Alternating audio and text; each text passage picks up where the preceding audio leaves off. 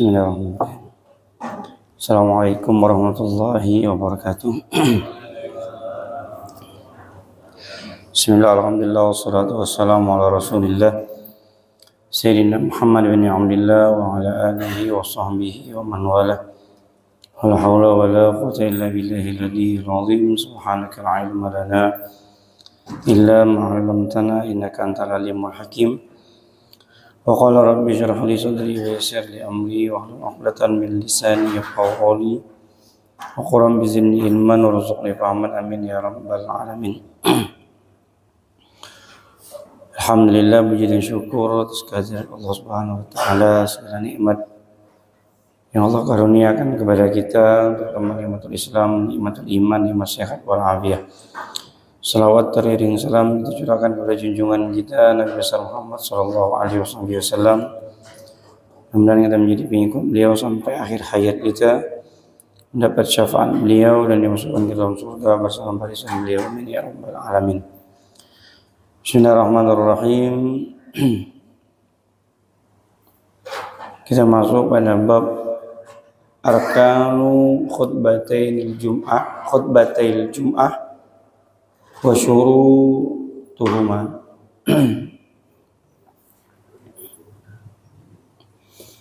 Termasuk pada bab tentang rukun-rukun khutbah dan syarat-syarat khutbah. Bismillahirrahmanirrahim. Arkanul khutbataini khamsatun hamdan lillahi fihima fala budda min lafzil hamdi aw mashtaqqa minhu wa la yakfi asyukru lillah. Rukun artinya ketika khatib tidak membaca rukun khutbah, maka dipastikan sholat Jumat tersebut tidak sah. Maka bagi kita sebagai pendengar mustami ya, untuk betul-betul fokus terhadap rukun khutbah ini.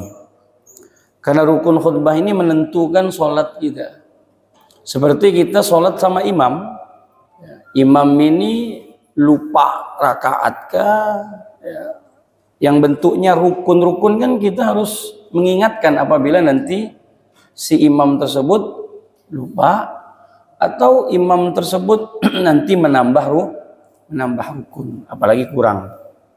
Dalam khutbah pun sama, ya, karena khutbah bimanzilatil jum'ah, di khutbah itu menduduki satu kewajiban pada Jumat itu sendiri. Kalau tidak sah khutbahnya, maka tidak sah juga Jumatnya. Maka kita pun sebagai pendengar untuk betul-betul fokus, terkis terhadap khutbah tadi. Kalau isi khutbahnya itu terserahlah masing-masing lah, mau mendengar atau tidak. Tapi intinya tetap diwajibkan untuk mendengar. Tapi yang dipastikan rukun ini yang paling penting. Maka rukun tersebut dikatakan di sini yang pertama hamdan lillah. Sebenarnya rukun khutbah itu simpel saja, tidak panjang. Yang pertama hamdan lillah, yaitu mengucapkan kalimat alhamdulillah. Jadi kalimat alhamdu itu wajib. Tidak harus alhamdu, boleh saja diambil dari kalimat, yang penting dia kalimat hamidah atau hamdan lillah, boleh. Kan beda tuh. Alhamdulillah dirubah misalkan hamdan lillah, boleh. Atau nahmadullah, boleh. Mashtaqqa minhu, artinya yang dari sighat fiilnya itu dirubah, enggak jadi masalah. Dirubah dari masdar, dari fiil ke masdar, boleh. Hamdan boleh, atau ahmadullah boleh. Apalagi kan sama semua artinya itu. Yang tidak boleh itu asyukrulillah, nggak bisa.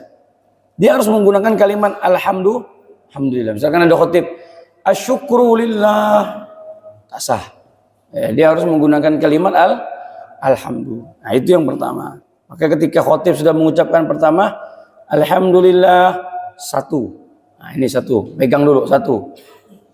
Yang kedua, as-salatu ala nabi sallallahu alaihi wasallam fihima bi ayyi sighatin wa la yakfi rahimallahu Muhammadan au sallallahu alaihi. Yang kedua, salawat. Ya, salawat kepada Nabi Muhammad. Tidak cukup salawat itu dengan menggunakan kalimat rahimallahu Muhammadan. Artinya mudah-mudahan Allah menyayangi Nabi Muhammad. Tidak bisa. Dia harus menggunakan kalimat salawat. Allahumma salli ala sayyidina Muhammad. Tidak cukup dengan sallallahu alaihi. Tidak bisa. Karena tidak ada kalimat Muhammad. Jadi Allahumma salli ala sayyidina Muhammad. Dah. Kelanjutannya itu masing-masing. Mungkin dia menggunakan sighat salawat yang berbeda-beda. Seperti ada misalkan menggunakan salawat Al-Fatih. Allahumma salli ala sayyidina Muhammadin Al-Fatih lima ughliq wal khatimi lima sabaq, terserah. Atau menggunakan sighat salawat Allahumma salli ala sayyidina Muhammad wa ala ali sayyidina Muhammad kama sallaita ala sayyidina Ibrahim wa ala ali sayyidina Ibrahim, terserah. Karena wajibnya sudah terpenuhi tadi. Allahumma salli ala sayyidina Muhammad. Nah, ini yang terpenuhnya ini. Kewajibannya tadi. Dan itu wajib dibaca fihima. Nanti kan ada khutbah pertama dan khutbah kedua. Nah, ini kita bicara khutbah pertama dulu. Khutbah pertama. Kemudian wala yushtaratu lafdhu Muhammad. Enggak wajib dengan lafaz Muhammad, enggak. Kan nama Nabi Muhammad itu kan banyak. Ada Qasim, ada Mustafa, ada Mujtaba. Nah, jadi banyak nama-nama Nabi Muhammad, terserah. Menggunakan nama Allahumma salli ala sayyidinal Mujtaba boleh. Ya, ini enggak disyaratkan wajib menggunakan kalimat Muhammad. Yang penting ada nama Nabi Muhammad. Dia tidak boleh menggunakan dhamir. Mudah-mudahan Allah bersalawat kepadanya. Nah, cuman begitu aja. Tidak bisa. Sallallahu alaihi misalkan. Tidak bisa. Dia harus menggunakan kalimat namanya tadi. Dan nama itu tidak harus nama Nabi Muhammad, lafaz Muhammad. Nah, dia boleh menggunakan nama-nama Nabi Muhammad yang lain. Kemudian ya, berarti dua. Al-wasiyatu bit taqwa. Nah, ini yang sering lupa khotib itu. Ya, yaitu wasiat takwa. Makanya khotib untuk betul-betul kita dengar apakah yang ketiga ini dia sudah membacanya. Usikum wa nafsi bitaqwallah, atau dia menggunakan bahasa Al-Qur'an, bisa boleh. Ittaqullaha haqqa tuqatih wa la tamutunna illa wa antum muslimun, boleh. Ya. Atau dia menggunakan kalimat seperti di sini dikatakan wahya imtisalul awamirihi wa ijtinabun nawahi fala budda minal hasi ala ta'ah wa zajar anil ma'siyah bin nahwi ihzaru iqaballah. Jadi kalimat takwa itu bisa berbentuk peringatan. Yang penting dia bentuk peringatan. Misalkan khotib sudah mengulang begini, hati-hatilah kalian dengan ancaman-ancaman Allah. Nah, itu sudah termasuk takwa, wasiat takwa. Karena takwa itu kan maknanya, definisi takwa itu kan imtisalul awamirihi wajtinabun nawahi. Definisi takwa itu kan menjalankan perintah Allah dan menjauhi larangan Allah. Nah, ini kan definisi takwa. Nah, seandainya si khotib tadi tidak mengucapkan kalimat takwa, tapi menggunakan definisi takwa. Nah, dia hanya menggunakan, dia tidak, marilah khotib berwasiat kepada diri sendiri dan pendengar untuk bertakwa kepada Allah. Nah, dia kan menyebutkan takwa, tapi ini tidak.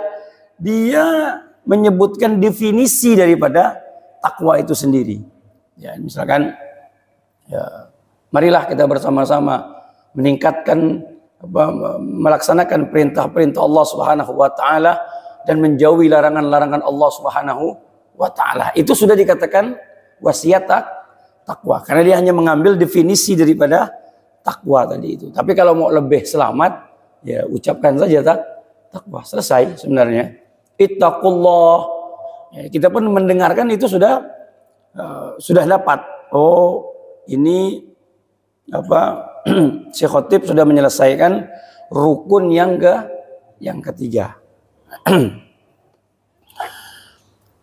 Kemudian yang keempat, qiraatu ayatin minal Qur'ani fi ihdahuma.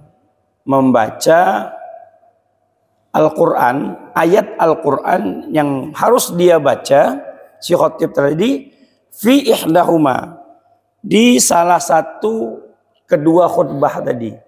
Jadi dia boleh mengambilnya di khutbah pertama atau di khutbah kedua. Terserah ini. Tapi yang lebih afdol untuk dia lakukan di khutbah yang pertama. Jadi khotib dia harus membaca ayat. Ya, membaca ayat. Saya kira sih khotib sih jarang lah kalau bab ayat pasti, karena mau tidak mau khotib kan kalau berbicara pasti menggunakan dalil kan. Dia akan memberikan argumentasi sesuai dengan tema yang dia bawa. Misalkan dia bawa temanya apa, kemungkinan besar dia akan membawa ayat-ayat kan, ayat-ayat suci Al-Quran. Nah, itu sudah cukup sebenarnya. Atau nanti dia telah membaca wal asri innal insana lafi khusrin di akhir khutbah, bisa saja. Tapi ditakutkan khotib sama sekali tidak membawa ayat. Nah, ini berbahaya. Makanya kita fokuskan dari awal dia tadi memulai, apakah ada ayat, satu ayat saja, atau tidak hanya satu ayat, boleh separuh ayat, tapi ayat tersebut bisa dipahami. Jadi dia tidak wajib satu ayat. Kalau satu ayat itu panjang, bisa saja satu ayat itu panjang, tapi dia ambil potongan ayat. Contoh, kalau nggak salah di sini ada. Ini mana? Muhammadur Rasul Muhammad. Wa kafa billahi syahida Muhammadur Rasulullah walladzina ma'ahu asyiddau 'alal kuffari ruhama'u bainahum tarahum ruk'an sujadan yabtaghuna fadlan minallahi wa ridwana. Ini kan panjang nih. Simahum fi wujuhim min athari sujud dzalika masalahum fi Taurah wa masalahum fil Injil. Kalau mau dijelaskan panjang. Khotib tidak ngambil itu semua, diambil kalimat Muhammadur Rasulullah walladzina ma'ahu asyiddau 'alal kuffari ruhama'u bainahum. Stop. Nah, ini kan tidak sampai satu ayat. Ya, sebaris saja. Tidak sampai satu ayat. Tapi ayat ini bisa memberikan satu pemahaman. Cukup. Ya, cukup. Nah, karena apa? Ya, kalau diterjemahkan Muhammad Rasulullah, Nabi Muhammad adalah utusan Allah, walladzina ma'ahu, dan orang-orang bersama Rasulullah. Apa itu? Asyidda'u 'alal kuffar, tegas terhadap orang-orang kafir, ruhama'u bainahum, dan saling sayang menyayangi di antara mereka. Nah, udah kan bisa walaupun sepotong ayat tapi bisa dipahami. Ada juga ayat sepotong tapi tak bisa dipahami. Contoh, ya ayyuhalladzina amanu. Berhenti deh. Hai orang-orang yang beriman. Apa? Kan? Separuh. Harus disambung ini. Apa ini perintah Allah ini apa? Ya ayyuhalladzina amanu kutiba alaikumusiyam, misalkan. Hai, berarti sempurna. Hai orang-orang yang beriman, telah diwajibkan bagi engkau untuk berpuasa. Kan sempurna. Atau satu ayat walaupun pendek tapi sempurna. Qul huwallahu ahad. Ya. Al-Ikhlas tuh. Ya. Itu surah namanya tidak ada di judulnya, tidak ada di ayatnya. Tidak ada bicara ikhlas. Itulah bentuk keikhlasan. Jadi keikhlasan itu tidak harus nampak. Seperti surat Al-Ikhlas. Kita bilang surat Al-Ikhlas. Mana kalimat ikhlas di dalam surat Al-Ikhlas? Mana ada? Qul huwallahu ahad, Allahus somad, lam yalid walam yulad, walam yakul lahu kufuwan ahad. Mana ikhlasnya? Tak ada. Kita bilang itu surat Al-Ikhlas. Kan itu surat Al. Nah, itulah hebatnya. Jadi namanya tidak ada di ayat tadi. Itu menunjukkan ikhlas itu tidak nampak. Jadi kemudian tadi dikatakan qul huwallahu ahad. Satu ayat ya, tapi bisa memberikan pemahaman cukup. Katakanlah bahwasanya Allah itu esa, satu. Ada juga pendek, tapi tak bisa memberikan pemahaman. Yasin, satu ayat. Misalkan khotib bilang Yasin, selesai. Satu ayat, betul. Tapi apakah memberikan pemahaman? Tidak. Harus disambung. Yasin wal Qur'an nil hakim innaka laminal mursalin. Nah, baru dia dapat maknanya. Tapi kalau Yasin, ngapa? Ya, sedangkan tafsir saja mengatakan wallahu a'lam bimuradi. Hanya Allah yang tahu artinya, walaupun sebagian para ulama itu mentafsirkan, diantaranya Tafsirul Mikbas Abdullah bin Abbas itu mentafsirkan Yasin itu adalah kalimat sebenarnya Yasin. Ya itu artinya ya ayyuha, sin itu al-insan. Yang dimaksud Yasin itu adalah Nabi Muhammad. Nah, nama Nabi Muhammad itu diantaranya adalah Yasin. Yasin itu termasuk nama Nabi Muhammad. Toha itu nama Nabi Muhammad. Nah, itu pun hanya Abdullah bin Abbas yang berani untuk menafsirkan ayat tersebut. Kalau para ulama-ulama tafsir yang lain tidak berani. Kenapa Abdullah bin Abbas itu berani? Iya, karena Sayyidina Abdullah bin Abbas itu termasuk seorang sahabat yang langsung didoakan oleh Nabi SAW. Jadi Nabi itu mendoakan langsung Abdullah bin Abbas, Allahumma faqihu fid din wa allimhu ta'wil. Ya Allah, jadikanlah Abdullah bin Abbas ini kan sepupu Rasulullah, ya. Tapi umurnya di bawah Nabi. Nabi mendoakan, ya Allah, jadikanlah Abdullah bin Abbas ini seorang yang faqih, pemahaman fikih ilmunya tinggi, dan juga takwil Qur'annya tinggi. Dan itu langsung doa dari Nabi. Dan betul, Abdullah bin Abbas termasuk daripada fuqaha. Artinya dalam ilmu fikih, Abdullah bin Abbas itu termasuk kalibernya sahabat.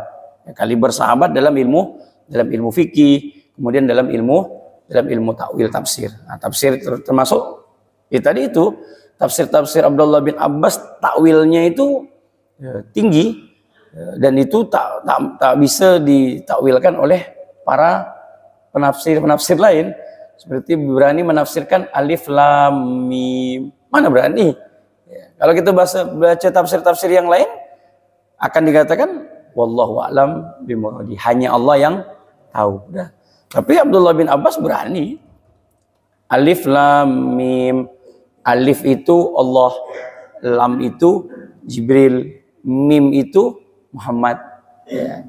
Jadi berani saja Abdullah bin Abbas, karena ya tadi itu mendapatkan doa dari Nabi SAW. Nah, kembali lagi, satu ayat tapi tidak bisa memberikan satu pemahaman. Nah, yang diperlukan di sini adalah wal afdal an takuna fil khutbah al-ula. Ya, jadi kalau mau afdal dibaca di khutbah yang pertama. Wa syartul ayat an takuna mufhimah wa kamilah inda Ibnu Hajar wa inda Ramli yakfi walau ba'du ayatin idza kanat mufhimah. Jadi kalau sebagian pendapat ulama ada berbeda, di antaranya perbedaan pendapat para ulama. Ibnu Hajar dan Ramli mengatakan bahwasanya kata Ibnu Hajar mengatakan antakuna mufhimatan wa kamilatan. Dia bukan hanya mufhimah tapi juga harus sempurna. Nah, ini indah Ibnu Hajar. Jadi dia ada satu ayat, ya, antakuna mufhimatan wa kamilah. Dia harus menyempurnakan ayat, dan ayat itu wajib sempurna dan wajib dipahami. Ini Ibn Hajar. Jadi Ibn Hajar agak sedikit ketat, tidak boleh diputus. Kalau Romli, Imam Romli itu boleh. Jadi Imam Ibn Hajar pendapatnya satu ayat wajib dia sempurna ayat tersebut dan bisa dipahami. Imam Romli tidak. Dia tidak harus satu ayat. Yang penting bisa dipahami. Selesai. Walaupun ayat itu separuh, macam ini kan separuh tadi kan, tidak sampai lagi separuh. Tapi kan sudah bisa mendapatkan pemahaman. Berarti cukup. Kalau Imam Ibn Hajar tidak. Dia wajib sempurna ayat tadi, dan bukan hanya sekedar sempurna, tapi harus juga memberikan suatu pemahaman. Nah, selesai. Berarti rukun yang keempat tersebut telah terpenuhi oleh si khotib. Jadi kita dengar ya. Makanya kalau mau khotib itu selamat, dia sempurnakan dulu khutbahnya. Apa namanya? Rukunnya. Kan rukun itu kan sebenarnya kan enggak lama. Misalkan khotib, alhamdulillah, Allahumma salli ala Sayyidina Muhammad wa ala ali Sayyidina Muhammad. Kemudian dia wasiat takwa. Ittaqullaha haqqa tuqatih wa la tamutunna illa wa antum muslimun. Kemudian ayat Al-Quran. Apa yang ingin dia bahas? Nah, misalkan dia kepengen bahas apa di hari itu. Nah, cari saja ayat yang dia ingin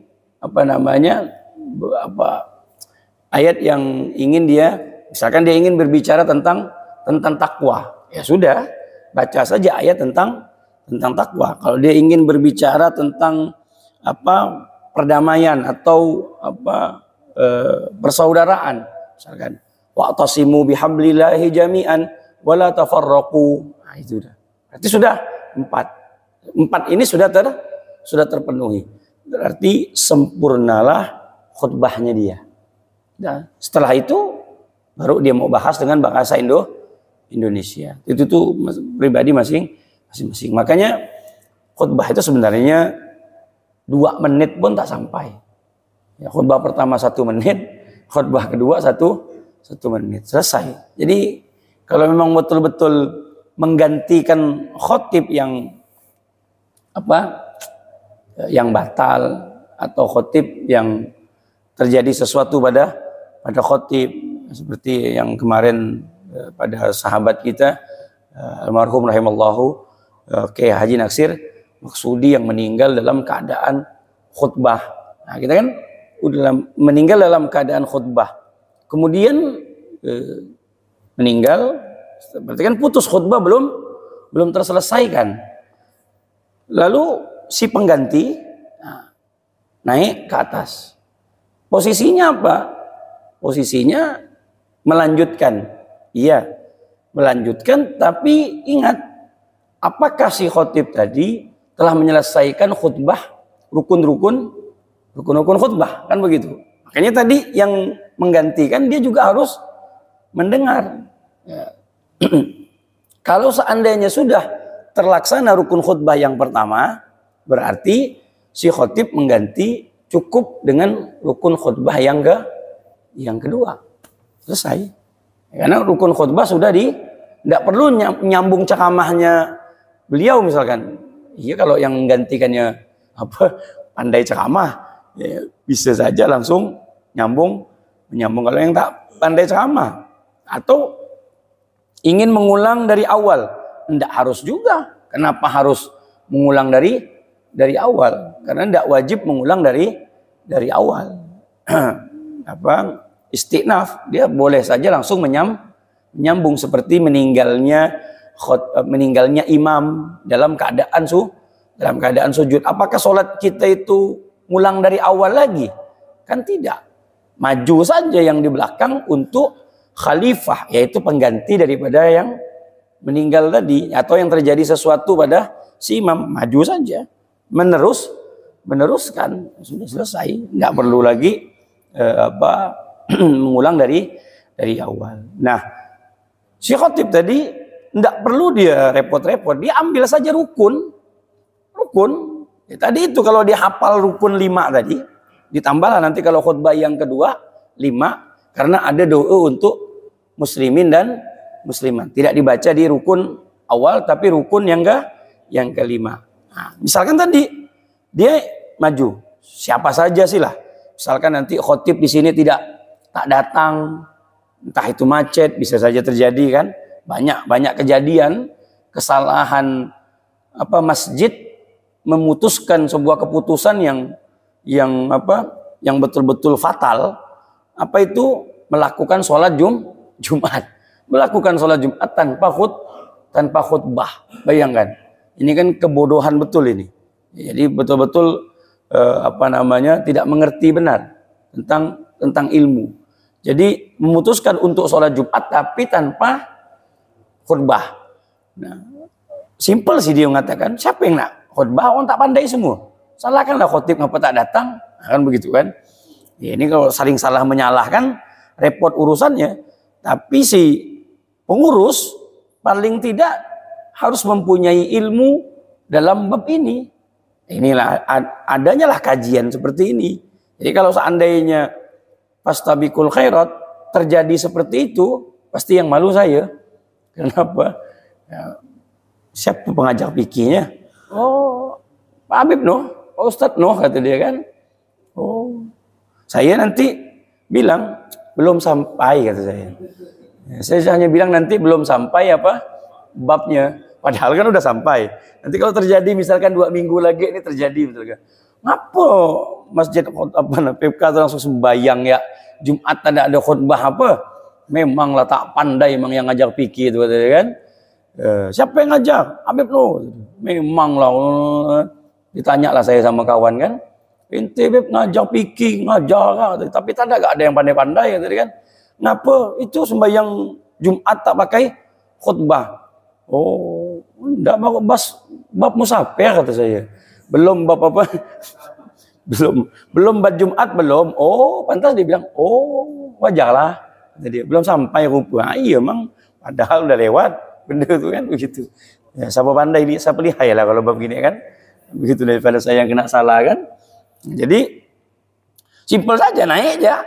Naik, tak usah pikirkan ceramah. Ya, tapi tadi itu memang bab ini kan bab mental kan. Ya, udah bab mental ini jangankanlah orang tak pandai. Orang pandai aja bisa hilang, apalagi dia demam panggung. Ini bukan bab pintar tadaan, ini bukan. Orang kalau udah demam panggung, ya. Saya punya kawan pintar. Ya, pintar. Cuma babnya ngajar. Kalau ngajar kasihkan dia. Pintar betul. Ya. Abis lah pokok dikupas. Tapi kalau suruh berdiri ceramah, pandai bergegar. Hilang dia punya ilmu itu macam tak ada ilmu. Ngomong apa kata dia. Ya, Bapak misalkan coba aja kalau tak percaya. Jangan kira yang kata sambutan itu nyaman ya. Misalkan ada acara kita minta kepada untuk memberikan kata sambutan. Kalau tak pakai tag, kalau pakai tag sih masih lah. Pakai tag pun masih belum tentu mampu. Ya. Orang demam panggung tuh berat. Mau sepintar apapun kalau udah demam panggung tak bisa ngomong. Ada kawan saya lihai ngomong. Ya. Pokok kalau dia ngomong, kalau kita duduk nih, kita tak dikasih ngomong lah pokoknya. Dengan bahasa intelek lah, pokok lihai lah. Tapi kalau disuruh bawa acara atau kata sambutan lah, coba wah kata budak-budak. Kau ini kan lihai ngomong nih kata dia kan, gampang kalau udah ngomong kata dia. Kami ini dibodoh-bodoh kan, asli dibodoh-bodoh kan budak tuh, bodoh bala kita nih kata dia. Begini. Pokoknya macam mentor lah dia tuh, lihai, betul-betul lihai kalau ngomong. Bahasa bisnisnya cukup lah. Ada acara, minta coba awak naiklah katanya. Kalau bab ini minta ampun aku kata dia. Ini bab ini minta ampun kata dia. Ini formal benar nih kata dia. Tapi dia bisa presentasi dia bisa. Tapi kalau babnya model kayak pengajian untuk memberikan apa? Kata sambutan bergegar. Tak bisa. Udah dicoba dah kata dia. Oh, begini ada. Tak mampu dia untuk membaca ya tak mampu. Apalagi untuk ngomong, kan beda-beda.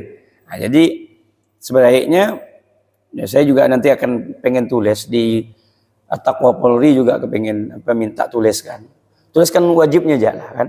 Misalkan Alhamdulillah Rabbil Allahumma sholli ala Sayyidina Muhammad. Kemudian tadi itu baca ayat, kemudian ittaqullah usikum wa nafsi bittaqwallahi wa ta'atih. Sebenarnya sebentar tuh kan. Misalkan saya ceramah nih, mau sebentar ya. Nah, coba kita praktekkan sebentar ya nih. Ya. Berapa detik nih? 21, 22. Alhamdulillahirabbil alamin. Allahumma shalli ala Sayyidina Muhammadin wa ala ali Sayyidina Muhammad. Usikum wa nafsi bittaqwallahi wa ta'atih.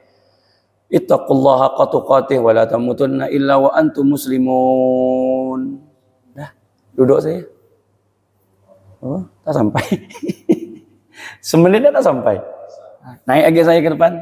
Nomor kedua. Alhamdulillah. Allahumma shalli ala Sayyidina Muhammadin wa ala ali Sayyidina Muhammad. Ittaqullaha haqqa tuqatih wa la tamutunna illa wa antum muslimun. Bismillahirrahmanirrahim. Wal 'asri innal insana lafi khusrin illa alladziina aamanu wa 'amilus shalihati wa tawashaw bil haqqi wa tawashaw bis sabr. Barakallahu wa lakum. Ya Allah maghfir lil muslimina wal muslimat. Barakallahu wa lakum fil Qur'anil azim wa nafa'ani wa iyyakum minal ayati wa zikril hakim. Itu udah terlalu panjang dah. Itu kan semenit. Kan? Semenit ya khutbah itu. Boleh dipraktekkan nih. Coba-coba semenit. Itu saya yakin pasti yang dengar senang. Pasti. Ya, jamaah senang, wah mantap FK. Besok sembahyang lagi. Pasti senang. Coba ya. Tapi saya sih tidak nak nyoba. Ya, jangan bilang dari saya. Kan begitu. Coba aja, enggak apa-apa kan? Pasti senang. Wah, ini mantap. Kita tak perlu nasihat-nasihat, gampang nasihat nanti cari lain kata dia. Yang penting wajib ya lah kata dia. Ini kan nasihat. Selesai. Boleh kalau mau dicoba. Saya sih tidak nak nyoba. Tidak juga menganjurkan. Cuman kalau mau coba tak ada masalah. Begitu. Karena apa yang mau disalahkan coba? Si pendengar apa yang mau disalahkan? Mau ada ustadz ke di situ, mau ada kiai ke yang ada dengar di situ, apa yang mau disalahkan? Kiai pun bilang merawak nih, muda nih kata dia. Paling dia bilang gitu ya. Gil ya ini. Paling begitu ya. Mau nyalahkan. Apa yang mau disalahkan? Ya, tidak ada yang salah.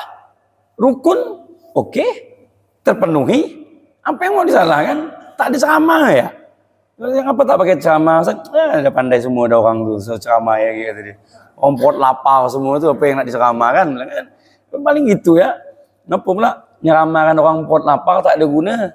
Kan begitu. Kalau pot kenyang guna. Kalau pot lapar apa yang nak diceramahkan? Makanya khotib itu terkadang banyak membawa orang ke neraka daripada si sopir. Saya sering sampaikan, kalau kita disopirkan orang speedo itu 120 terus, apa kita tak syahadat dibuatnya asyhadu an la ilaha illallah astagfirullah tekan lagi 14, apa tak tetap syahadat lah kita dibuatnya astagfirullah asyhadu an la kata dia. Meninggal syahadat, dia meninggal tuh. Kadang-kadang sopir tuh bawa kita surga, tapi kalau khotib lama neraka kita dibuatnya. Apa khotib ni kata dia. Belum gak agak dia ni pandang lagi. Allah maghfir, amin kata dia. Itu bukan suka tuh, amin itu. Amin ngamuk dah tuh. Amin itu amin ngamuk tuh, bukan amin senang tuh. Allah maghfir lil muslimina wal muslimat, amin gitu. Udah ngamuk dah dia. Pokoknya udah lapar. Macam mana ya? Gila kalau udah dibantainya khutbah pertama 20 menit. Khutbah kedua 10 menit. Apa tak setengah jam diambil belum lagi sembahyang selesai tak selesai jam 1 kurang 15. Ya. Allah mah baru gak keluar masjid, dah tengok jam 1. Kantor dah nak masuk dah. Makan belum, apa dia tak nyumpah sama kawan lah. Kau jangan lagi sembahyang masjid itu ya, kata dia. Dia punya khotib lama, kata dia. Emanglah Pak Ustadz tu, kata Pak Ustadz lagi salah. Kan begitu. Itu ya. Jadi kalau mau apa, tapi di daerah Bogor, karena saya lama di Bogor, daerah Bogor, di Madura juga, ternyata tuh memang khutbahnya itu pakai buku. Ya, buku 2 lembar itu yang dibaca buku tuh. Ya, jadi kisaran 5 menit lah khutbah tuh. 5 menit lah. Khutbah pertama, khutbah kedua itu 5 menit. Dah selesai.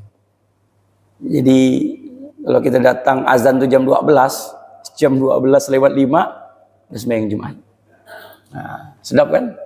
Cuman sebelum masuk azan mereka itu mengadakan pengajian, kajian. Di Sunda itu kajian, kiainya, ajengannya itu duduk, misalkan beliau itu datang, misalkan azan itu jam setengah 12. Jadi jam 11 kurang itu sudah dimulai kajian. Setengah jam lah kajian itu 40 menit. Nah, itu udah kajian dulu. Jadi orang tuh ramai ngikuti kajian. Kalau kita tak bisa sini. Tak bisa. Jangankan kajian, orang dia azan dia belum datang. Azan belum datang. Azan kedua baru masjid itu penuh. Itu khotib udah naik mimbar baru ada datang. Kita yang nak khotib pun bergegar lah. Ini mana orang nak sembahyang ke? Tak ada nih. Saya kan sering macam gitu. Pengurusnya bilang, tenang Pak Ustadz. Nanti Pak Ustadz pas azan kedua baru nanti datang ramai. Iya kata saya. Iya. Saya tengok habis azan masih kata ada nih 5 orang ya masih. Kemarin agak nambah nih, agak bagus nih. Agak bagus nih. Betul. Pas sudah naik azan kedua, naik khutbah, masih belum. Ya, nunduk ya lah saya. Dah selesai azan, baru berdiri. Betul, ramai rupa masjid itu penuh dah. Dari mana benda ni datang? Tadi tak ada. Dengan azan ni kan tak lama berarti memang nak nunggu azan dulu baru datang ya. Untung enggak azan tak lari begitu. Dia nunggu azan baru selesai azan baru ramai datangnya. Allah. Terakhir ad-du'a lil mu'minina fi tsaniyah. Jadi ada perbedaan tadi, ad-du'a lil mu'minina fi tsaniyah. Jadi doa untuk mukmin ya. Dan itu dibaca di khutbah kedua, tidak di khutbah pertama. Makanya khutbah kedua, Allahumma ghfir lil muslimina wal muslimat wal mu'minina wal mu'minat. Nah, itu kita khotib dianjurkan untuk membaca khutbah tersebut. Antakuna ukhrawiyan la dunyawiyan. Tak boleh khotib itu mendoakan hanya sekedar dunia saja, tak boleh. Harus yang berhubungan dengan akhirat.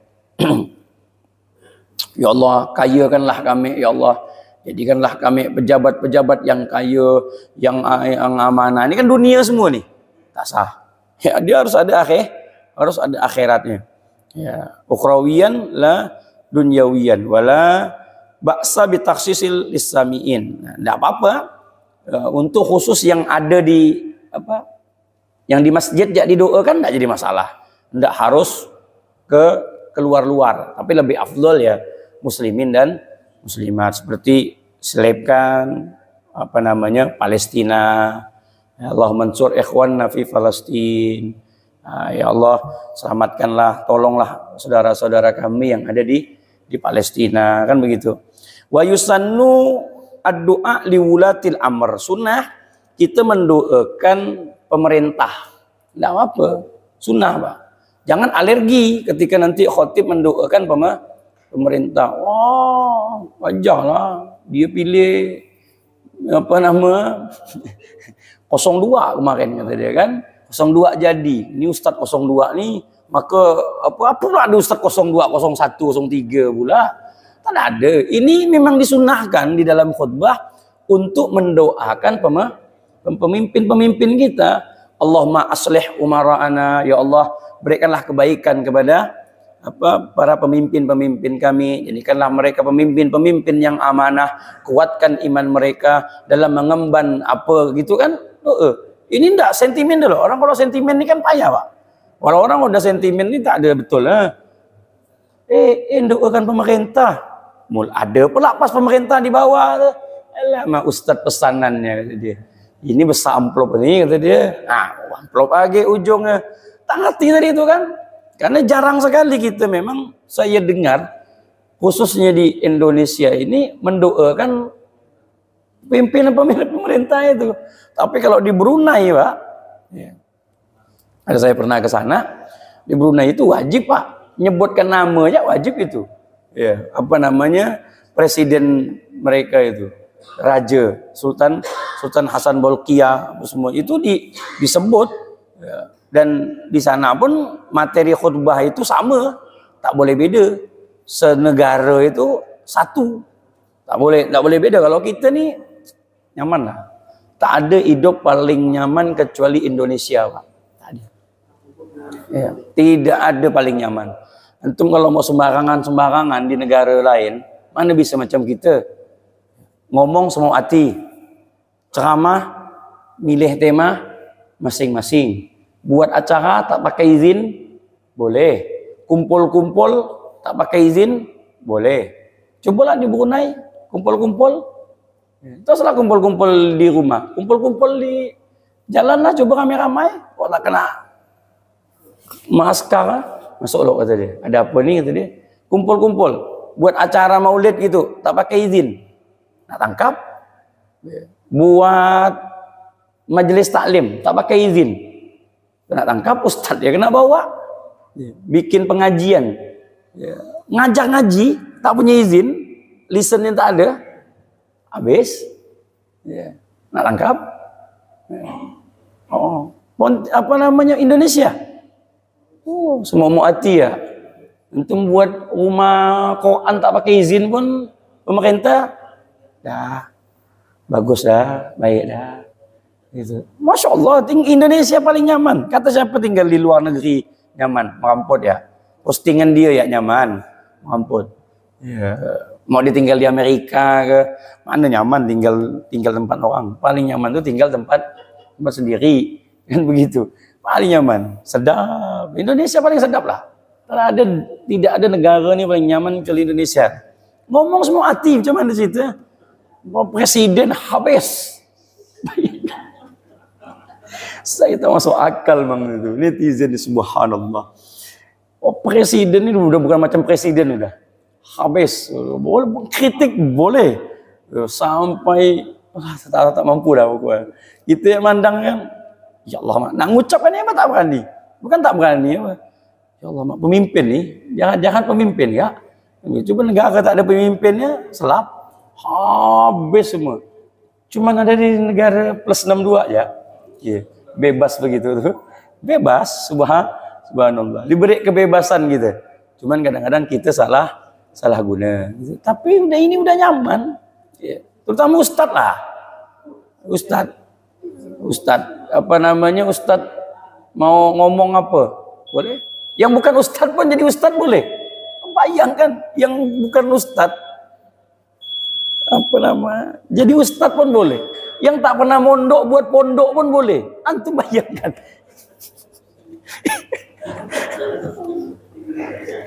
Yang tak hafal Quran buat pondok hafal Quran. Apa tak sakit kepala? Ya kan? Tanya, antum hafal Quran Ustaz? Tidak. Pemimpinnya siapa? Saya. Pak Ustaz tidak hafal Quran? Tidak. Boleh buat pondok Quran? Bayangkan. Pak Ustaz belajarnya di mana? Tidak ada belajar. Terus dapat Ustaz? Ya, karena sering pakai baju koko, pakai apa, panggil orang Ustaz, jadilah saya Ustaz. Allah, tak apa-apa, tak jadi masalah. Subhanallah, udah baik dah negara kita nih. Jadi janganlah dijelek-jelekkan benar. Kan begitu. Oh, Masya Allah, hebat lah pokoknya. Kira-kira seperti itulah. Wallahu a'lam bishawab. Jadi intinya sunnah wa yusannu doa liwulatil amr. Disunnahkan untuk apa? Mendoakan pemerintah, pemimpin kita. Jadi jangan alergi ketika apa namanya khotib mendoakan para pemimpin. Dia mendoakan kebaikan. Kan intinya kita mendoakan kebaikan, bukan mendoakan kejahatan. Kita mendoakan kebaikan. Tidak ada pro sana, tidak ada pro sini. Selagi dia sudah jadi pemimpin, ya sudah, dia pemimpin kita. Tak ada lagi 01, tak ada lagi 03, 02, buang kosong-kosongnya. Dia adalah pemimpin yang wajib kita taati. Itu wajib. Ati Allah wa atiur Rasul wa ulil amri minkum. Taatlah engkau kepada Allah, kepada Rasul dan pemerintah. Selagi pemerintah tersebut tidak memerintahkan sebuah kejahatan, maka kita wajib taat. Kan begitu, wajib taat. Adapun kritik, iya, kalau memang udah berlebihan, kefasikan yang ditampakkan apa semuanya, iya. Tapi selagi itu tidak ada. Wajib taat. Iya. Kalau tidak mau taat, ya repot lah sana. Tidak mau diatur. Ya, dunia ini kalau tak pakai atur kan sakit. Rumah tangga ya tak ada atur kan bintang bukang, apalagi negara kan begitu. Kalau tak ada mau diatur, terus saja jadi rakyat, jadilah pemimpin. Gitu.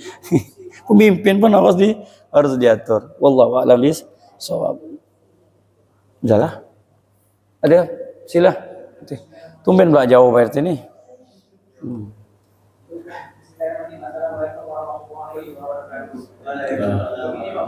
Bagaimana hukumnya? Apabila khotib lupa memenuhi salah satu hukum apabila tahunnya lupa, apakah dilakukan tetap salah? Ya. Nah, itu pertama. Yang kedua, Ustaz, apa yang seharusnya kita lakukan apabila khotib duduk di antara dua khutbah? Assalamualaikum. Jadi, apa yang dilakukan ketika khotib lupa? Diingatkan. Makanya tadi yang mengingatkannya orang-orang yang berada di dekat di sini. Makanya yang di sini ini ya jangan tidur. Ya, jangan tidur. Udahlah di depan sini. Ini kan pengganti nih. Siap untuk menggantikan khotib apa yang terjadi. Nah, kalau dia lupa, tinggal dikeraskan saja suara. Misalkan dia lupanya itu sholawat. Langsung kita ucapkan Allahumma sholli ala Sayyidina Muhammad. Jangan pakai subhanallah, ini bukan sembahyang. Subhanallah. Nanti khotib bilang, oh budak ini ini berzikir nih kata dia.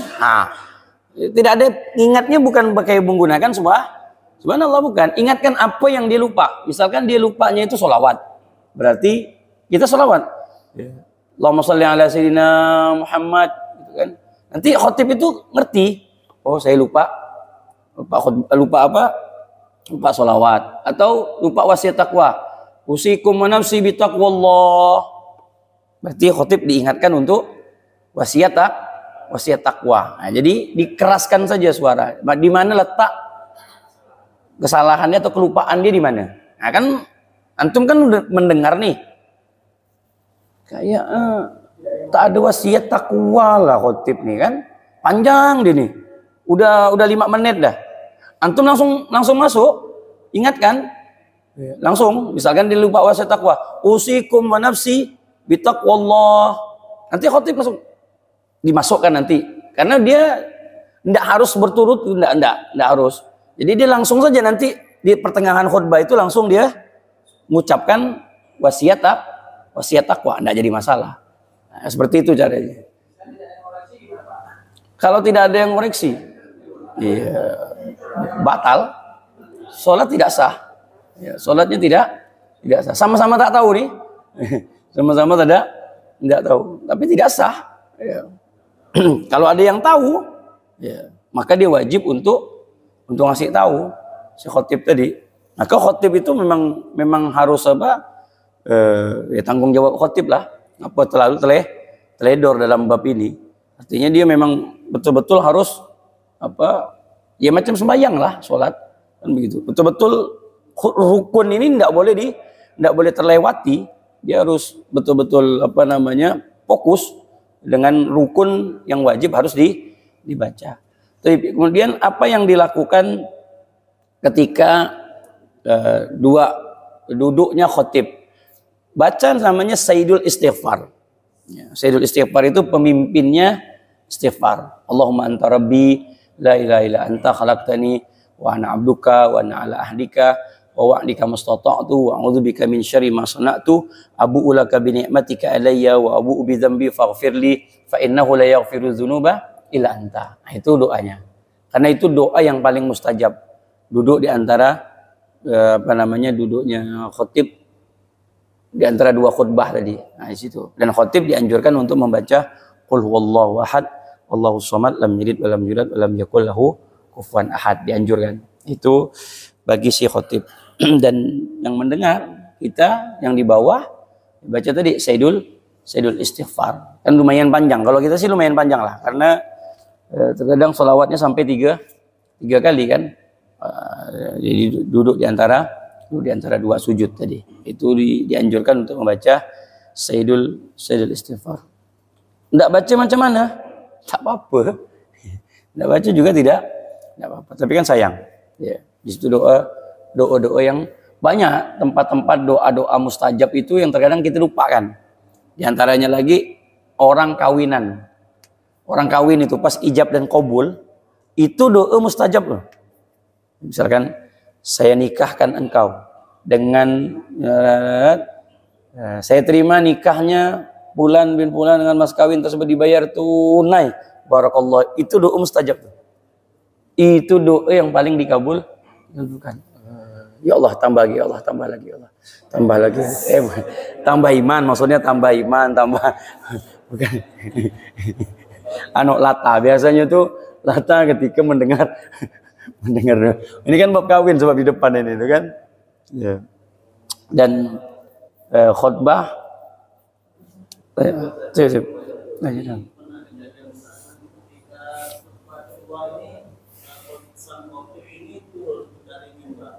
kemudian diberitahu oleh makmum bahwa khutbah kedua belum, apakah boleh seperti itu?